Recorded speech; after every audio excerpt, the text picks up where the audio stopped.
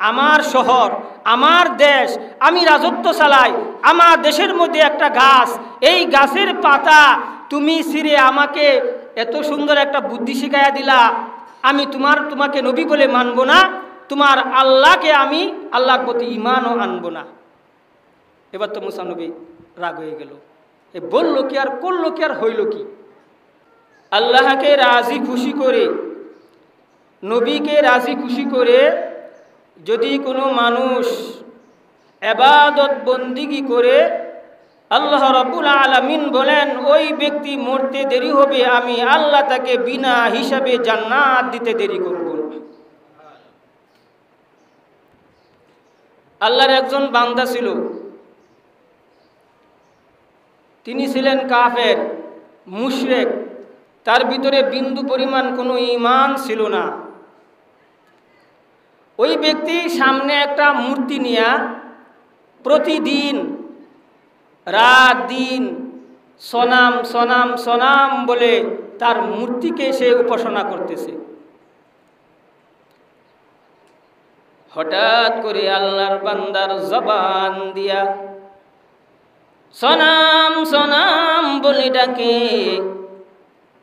হঠাৎ একদিন অনিচ্ছায় তার জবান দিয়া বের হয়ে গেল সমাদ, আল্লাহুস সমাদ। ওই বান্দা জবান খুলে ডাক দিয়া বলে, এত বছর পর্যন্ত মূর্তি সামনে নিয়ে সনাম সনাম সনাম বলে ডাকতেছি, কেউ তো কোনোদিন আমার ডাকে সাড়া দেয় না। আজকে জবান দিয়া অনিচ্ছায় আমার জবান দিয়া বের হয়ে গেল সমাদ, আল্লাহুস সমাদ। আল্লাহ রাব্বুল আলামিন ডাক দিয়া বলেন, লাব্বাইক আনা রব্বুকুম। এই বান্দা তুমি আমাকে কেন ডাকো? ওই মূর্তি পূজারীর সামনে মূর্তি নিয়ে ডাক দিয়া বলে, মালিক,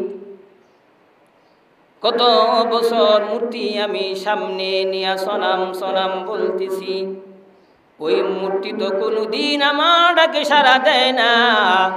আজকে আমার জবান দিয়া অনিচ্ছা বের হয়ে গেল সমাদ, সাথে সাথে গাইবি আওয়াজ আমি আল্লাহ পেয়েছি। ওই বান্দা ডাক দিয়া বলে, আল্লাহ তুমি আমাকে ক্ষমা করে দাও। আল্লাহ রাব্বুল আলামিন ডাক দিয়া বলে, লাব্বাইকা ইয়া আবদি। বান্দা তুমি আমাকে কেন ডাকো? বলে, আল্লাহ এতদিন আমি মূর্তি সামনে নিয়ে সনাম সনাম বলে ডাকি, আমার ডাকে কোনোদিন সারা শব্দ পাই না, উত্তর পাই না। আজকে আমার জবানটা দিয়া অনিচ্ছায় শব্দটা সমাজ শব্দটা বের হয়ে গেল, সাথে সাথে আমি আওয়াজ পেয়ে গেছি, আল্লাহ তুমি আমাকে মাফ করে দাও। আমার আল্লাহ ডাক দিয়া বলে, বান্দা তুমি যদি পাহাড় পরিমাণ গুনাহ করো, আমি আল্লাহর কাছে তুমি চোখের পানি ছেড়ে যদি তুমি আমি আল্লাহর কাছে তওবা করে ক্ষমা চাও, সাথে সাথে আমি আল্লাহ তোমার জীবনের গুনাহগুলি মাফ করে দিব। যত গুনাহগার বান্দাই থাক, দুনিয়া সৃষ্টি লগ্ন থেকে শুরু করে নিয়ে আজ পর্যন্ত একটা বান্দা যদি আল্লাহর বিরোধিতা করে, কুরআনের বিরোধিতা করে, রাসূলের বিরোধিতা করে, ওই ব্যক্তি যদি তার জীবনের সমস্ত অন্যায় ভুলগুলি স্বীকার করে সে যদি তওবা করে, তওবা করার সাথে সাথে যদি তার চোখ থেকে এক ফোঁটা পানি বের হয়, আল্লাহ রাব্বুল আলামিন বলেন তোমার জিন্দেগি ভরপুর তুমি গুনাহ করেছো, আমি আল্লাহর কাছে তুমি তওবা করেছো, সাথে সাথে আল্লাহ রাব্বুল আলামিন ওই বান্দার জীবনের গুনাহগুলি মাফ করে দিবেন। একটা দরওয়াজা আল্লাহ অনবরত বান্দার জন্য 24 ঘন্টা খোলা, সেই দরওয়াজার নাম হলো তওবাতুন নাসুহা। আপনি অন্যায় করলেন, অপরাধ করলেন, সাথে সাথে আপনি আল্লাহর কাছে তওবা করেন, আল্লাহ তাআলা আপনার তওবার কবুলের উসিলা আপনাকে মাফ করে দিবেন। বলে বান্দার কাছে যদি একবার চায়, এক বান্দা একবার চাইলাম একটা জিনিস দিয়ে দিল, আরে একবার চাইলাম দিল, তিনবারের মাথার মধ্যে যখন বান্দার কাছে বান্দা কোনো জিনিস চায়, হয়তো সে রাগান্বিত হয়ে যাবে। আমার আল্লাহ ডাক দিয়া বলে, বান্দা একবার নয়, দুইবার নয়, তিনবার নয়, 100 বার নয়, 1000 বার নয়, যতবার বান্দা তুমি আমি আল্লাহর কাছে চাইবা, সাথে সাথে আমি আল্লাহ দিতে প্রস্তুত হয়ে আছি। আল্লাহ দরবারে গুনার জন্য তওবা করব, আর আল্লাহর হুকুমগুলি মেনে আমরা জীবনটা পরিচালনা করব। কারণ নবীর সাহাবায়ে কেরামের দিকে তাকান, নবীদের দিকে তাকায়া দেখেন, নবীরা দিনের জন্য, সাহাবারা দিনের জন্য কত কষ্ট মুজাহাদা করেছেন, তার থেকে আমরা বিন্দু পরিমাণও কষ্ট করি নাই। আল্লাহর একজন নবী ছিল পয়গম্বর মুসা।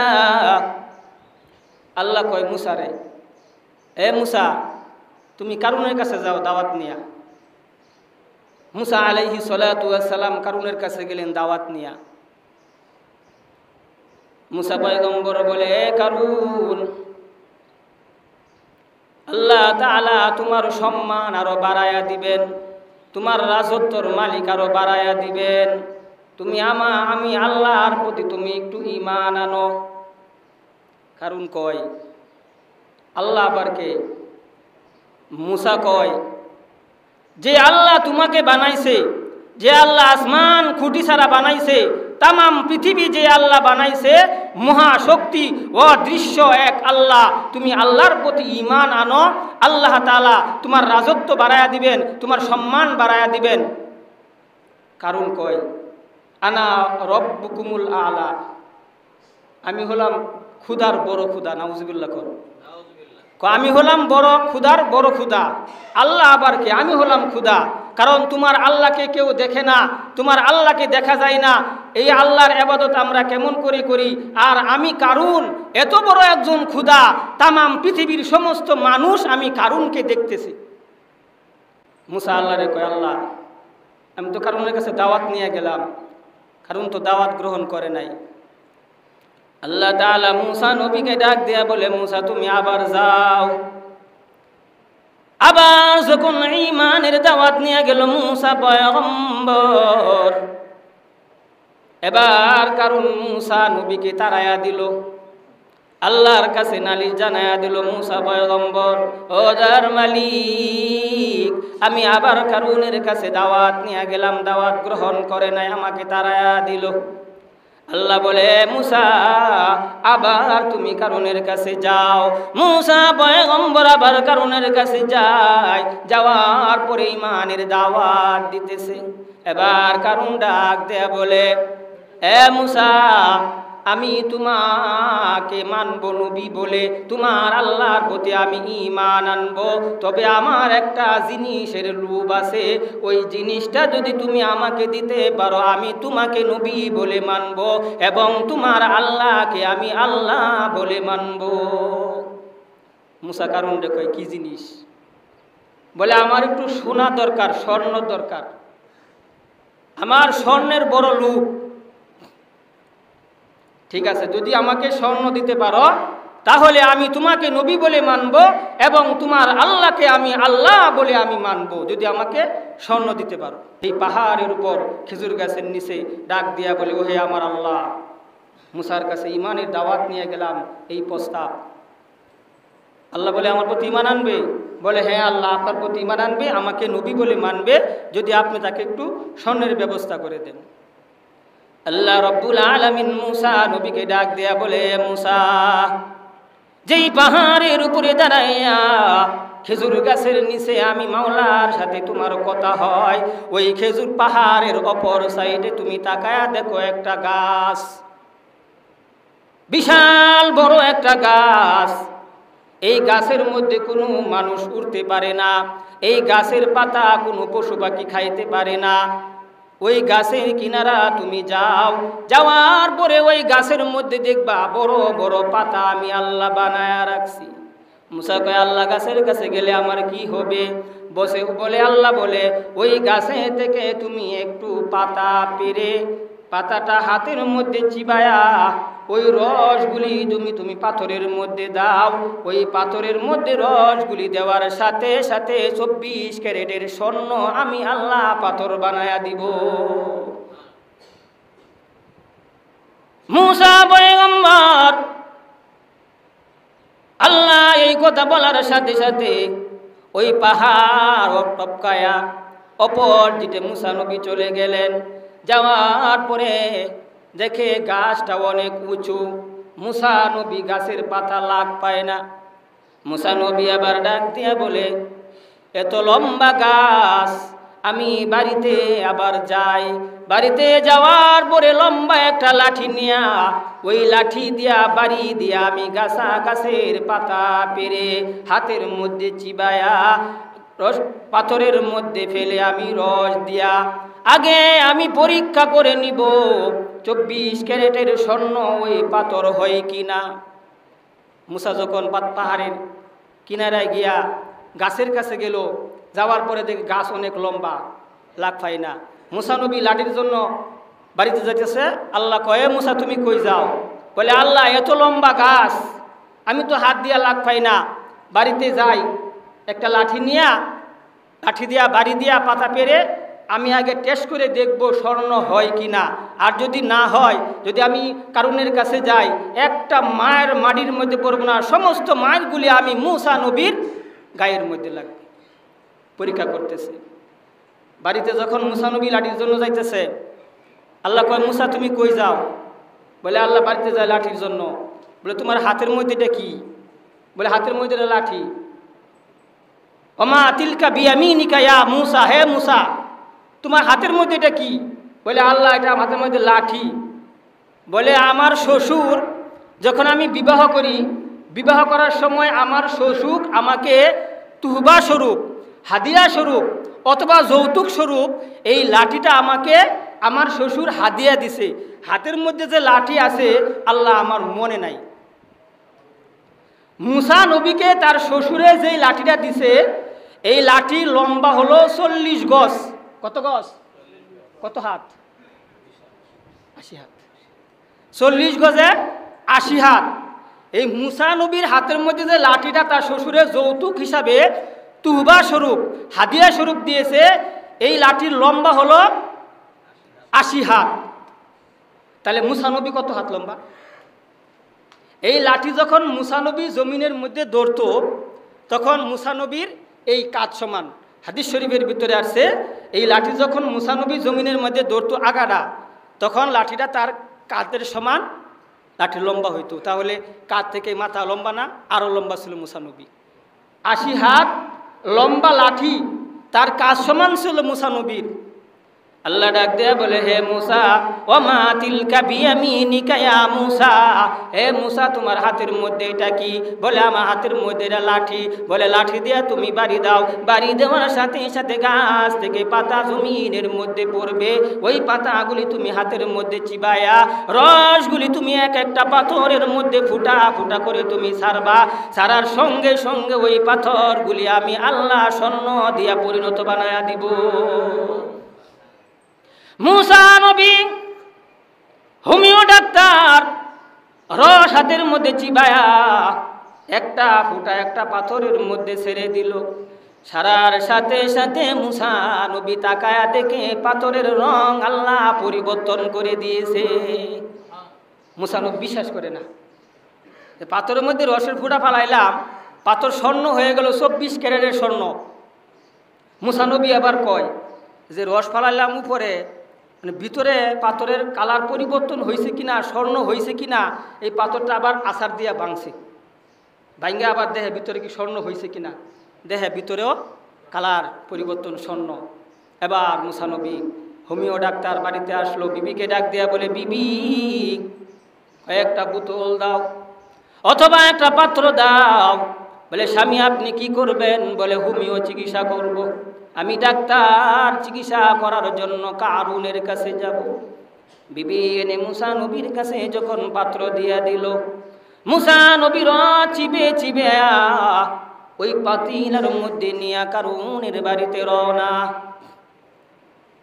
কারুন এবার ডাক দেয়া বলে, হে মুসা, তিনবার তুমি আমার কাছে আসলা, আবার কেন তুমি আমার কাছে আসলা?